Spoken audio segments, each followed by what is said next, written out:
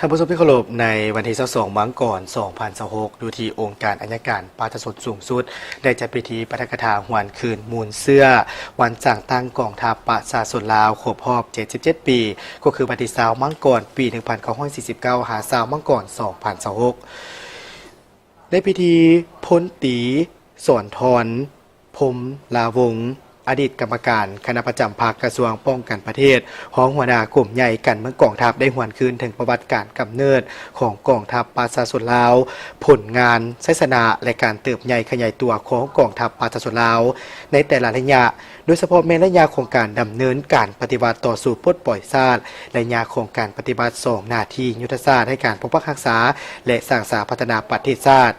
กองทัพปลดปล่อยประชาชนลาวได้รับการสร้างตั้งขึ้นในวันที่20 มังกร ปี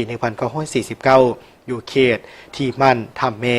เขตลาวหุงเพียงสาเมืองเสียงคอแขวงหัวพันประธานไก่สวนพรหมวิหารได้มีการประกาศสร้างตั้งกองราชวงศ์ขึ้นอย่างเป็นทางการโดยแมนทานเพชรวงศ์เป็นหัวหน้าการทหาร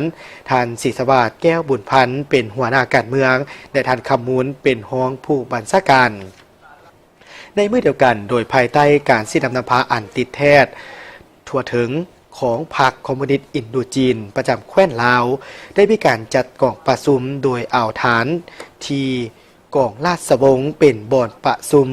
และได้มีการประกาศสร้างตั้งกองทัพลาวอิสระอย่างเป็นทางการโดยแม่นประธานไก่สอนพรหมวิหารเป็นผู้ประกาศสร้างตั้งและเป็นผู้บัญชาการโดยกงถ้าจากนั้นมาก็ได้มีการประกาศรับเอาบรรดากองเอกราชอื่นๆเช่นกองไซจักรพรรดิ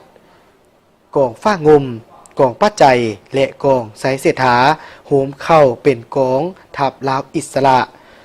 นับตั้งแต่นั้นมาถึงวันที่20 มังกร ปี 1949 จึงกลายเป็นวันประวัติศาสตร์แห่งการสร้างตั้งกองทัพประชาชนลาวกองทัพประชาชนลาวได้ผ่านความยุ่งยากในการสร้างตั้งสู่หบมีไซ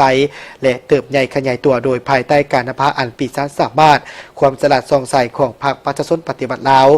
กองทัพประชาชนลาวได้ผ่านอุปสรรคนานาประการที่เต็มไปด้วยความเสียสละอันใหญ่หลวงในภารกิจต่อสู้ปลดปล่อยชาติเหตุสำเร็จภารกรรมประวัติศาสตร์ที่พรรคและประชาชนมอบหมายให้อย่างมีไซตลอดระยะเวลาแห่งการกำเนิดสู่หบมีไซเติบใหญ่ขยายตัว77 ปีที่ผ่านมากองทัพพวกเขาได้เฮ็ดสำเร็จภารกิจอันใหญ่หลวงและสร้างผลงานดีเด่นและวีรกรรมอันล้ำเลิศในหน้าประวัติศาสตร์อย่างสมเกียรติกองทัพย่ำใดก่อนนำหน้าทุกหน้าเวียกเด็ดเดียวพันพาอุปสรรคเหตุสำเร็จหน้าที่สมแล้วที่เป็นกำลังแกนสารที่เข้มแข็งของการปฏิบัติเป็นเครื่องมืออันแหลมคมของพรรคและเป็นกองทัพวีรชนของประชาชนลาวบรรดาเผ่า